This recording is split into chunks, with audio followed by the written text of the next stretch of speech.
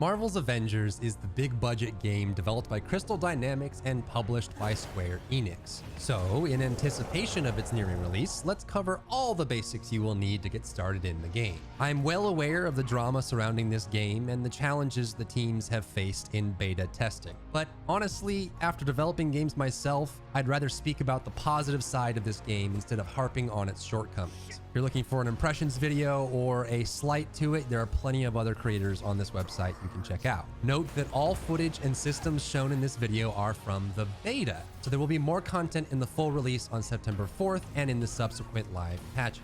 Marvel's Avengers unsurprisingly has a main campaign that follows the Avengers team through a full storyline. However, there is multiplayer co-op gameplay that is intended to be the majority of your game time long term. Multiplayer is unlocked with the war table in the campaign. You will select a hero from the Avengers and play in three-dimensional combat encounters in groups of up to 4 players. In the beta, we were given access to Hulk, Black Widow, Iron Man, and Miss Marvel. A full release is expected to include Thor and Captain America as well. There is a range of encounter types you will face, and I'm sure we will see alterations to the existing ones and new ones being added after release. This includes domination-style capture points, King of the Hill fights, destruction objectives, and eliminations where you will take down giant mechs, for example. Here are the basics of combat. You have a light attack and a heavy attack, and like most action games, these get woven together for combos. Additionally, your moves change when you're in the air versus on the ground.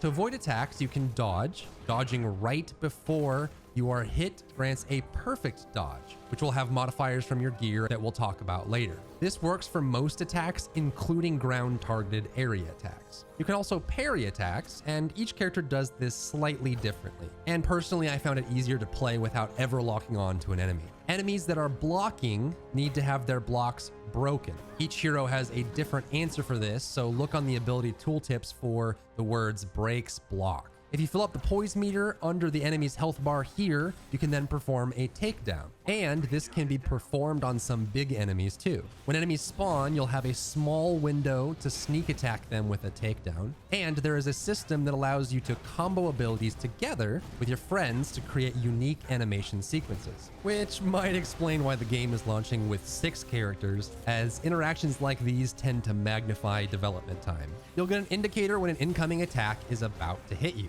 Blue and yellow attacks can be parried, red attacks cannot and must be dodged. Every character so far has access to both melee and ranged attacks of some kind. At first glance, this may not seem like much, but that's where the progression comes in. If you die in a mission, you will be put into a downed state and can be revived by any teammate standing near you for a few seconds. Like other co-op PvE games, there are respawn restricted segments, so be wary about dying during these. Heroes in the beta came with a single page of skill unlocks, and in the full release are intended to have 3 pages of skill trees.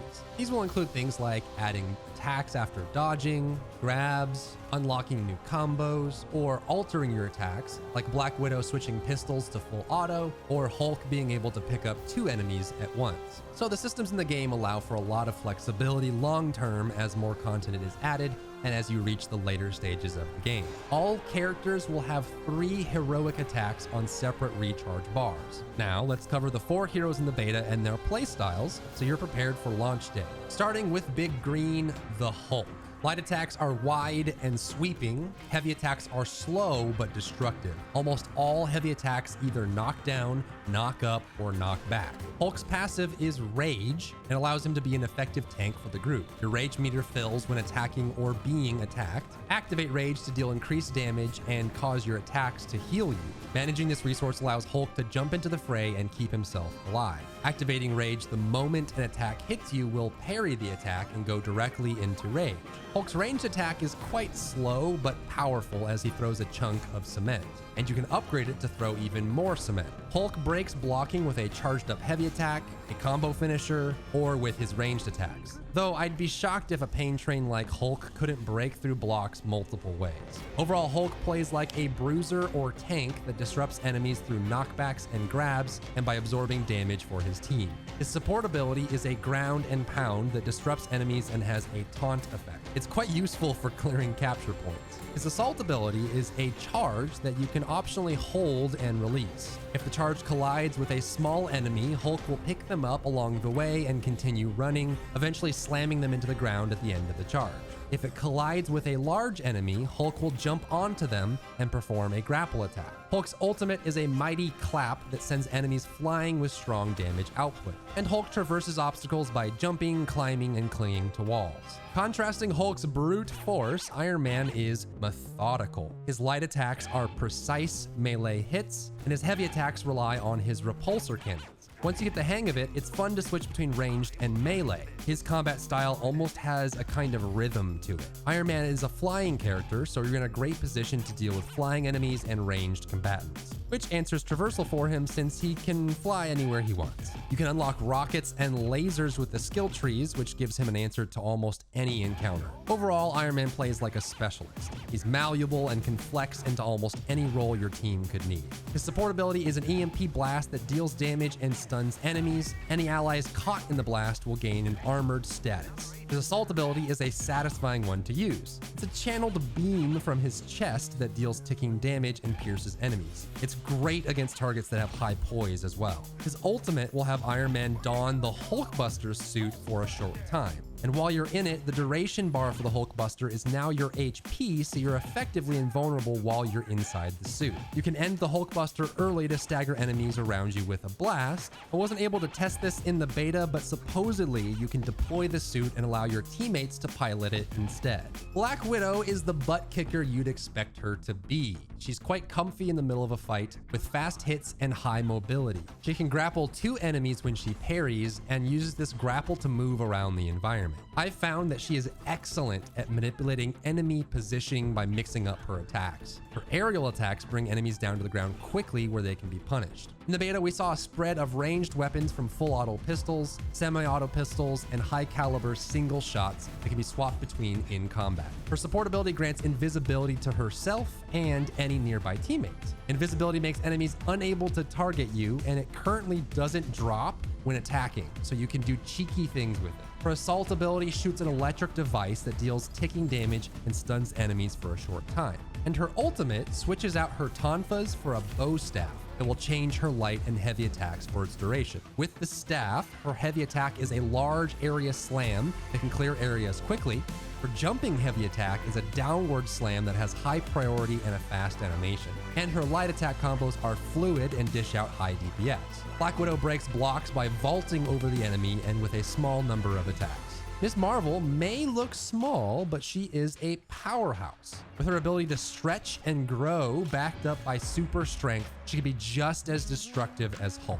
Her light attacks are great for juggling airborne enemies. Her heavy attack can be mixed in to displace enemies in front of you. And honestly, the reach of her attacks is ridiculous. So use this to your advantage often to create space. Her ranged attack is a long distance slap that's snappy. Her support ability is an area heal, and it can save an entire mission if it's timed well. Her assault ability is an enlarged palm strike that sends enemies flying. I love using it to split up enemy groups, so it's easier to deal with them one by one. And her ultimate ability is a stim, which refills her health and enlarges her so she can wreak havoc. My personal favorite while enlarged is her helicopter move, which can sweep through large groups of enemies. Like Hulk, Ms. Marvel breaks blocks with a charged up heavy attack, but she can also vault over enemies like Black Widow, which is nuts. And she traverses the environment using her stretch powers as a grapple mechanic. There are several mission types in the game, and honestly, they're pretty straightforward, so I'll leave those for another video when the full game is out. Finally, let's review the loot system. I'll keep this high level since I'd wager that this is going to be refined over the coming months. Your hero can be outfitted with gear and artifacts of either major or minor strength. All items grant a global power stat that is an easy way to estimate your hero's strength. Items come with gear perks, which are passive effects that can be activated by enhancing your gear, and any hero stat can be altered with the gear system, which means that you'll be able to specialize into playstyles.